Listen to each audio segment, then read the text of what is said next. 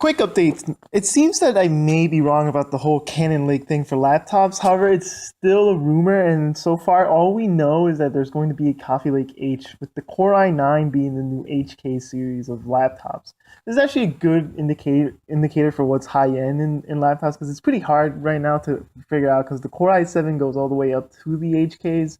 Once you get to the HKs, you have the one overclockable laptop, which is the 7820 HK is the latest one at the moment, and it's going to be superseded by the 8820 HK coming up next year.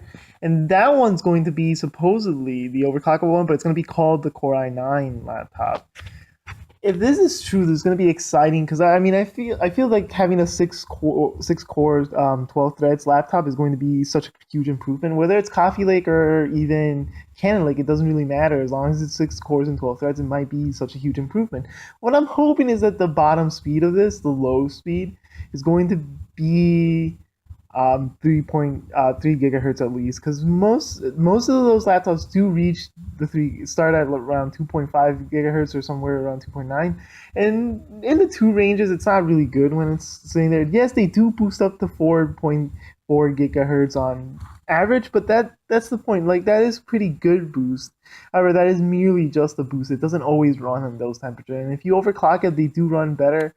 And yes, these are really, really good desktop replacements. And I do recommend these over their mobile counterparts, the HQ series, which is going to be now the i7. However, just to warn you, like if it's not at least that, it's gonna suck. But for the most part, that's just the first update. Just want to let you guys know that that's a rumor. I want to talk about Black Friday deals. Newegg recently had a 8700K desktop PC with a 1080 Ti for 150 $1,500. There was also one on sale on Amazon. If you see these deals, that's pretty okay for that price. I would, if you really want a high end computer, you can definitely go ahead and buy that. That is such a good deal that even if your computer becomes not the best computer in a year, you didn't pay more than what I think it'll cost anyways. Because you're when you buy the 1080 Ti, even if come sometime whatever new graphics cards come out, your graphics card is going to be comparable to say maybe even up to a 2070 uh, or whatever it's called for Volta or Ampere, whatever it's going to be called, the new NVIDIA graphics card. So it's going to be similar to the 1070 in range, but for the next series of 10, whatever the 1070 is, whether it's the 2070 or whatever. So you're buying yourself a computer that's going to cost basically that much come a few months from now. So that is a sweet deal. I would definitely, if I was in the U.S. right now, I would have definitely bought that without hesitation. Since I've been wanting such a high end PC anyways, and yeah, it is 6 cores and 12 threads, and that could have been better. But at the same time, you're not losing out on much. Like it is a big loss if you're trying to buy the most high end computer. You're spending around, I would say, $1,500 in 6 months because you're basically you want to get at least something with 8 cores and 16 threads, and I feel like 8 cores and 16 threads is going to become more the norm sometime next year. And I have a feeling there's going to be some sort of refresh that for either Coffee Lake or Cannon Lake's going to come out with 8 cores and 16 threads.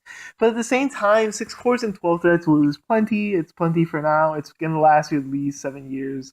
If you buy that computer, you're gonna be okay with it. I don't see it or foresee that it's gonna, be the sluggish thing in within 5 years or anything. I do see that you can use it long term, and if that's what you want as an investment, that's good. I don't recommend people spend around $2,000 though for that. The simple reason for that is like, come a few years from now, you're probably gonna be regretting not having two additional cores for that price because it's not gonna last you say another year. This thing's not gonna last you 10 years. Like an 8 core 16 thread computer could probably last you close to 10 years. This one may have to be replaced within 5, and that's why I warn people not to buy them. Yes, you shouldn't buy a computer expecting it to be future proof.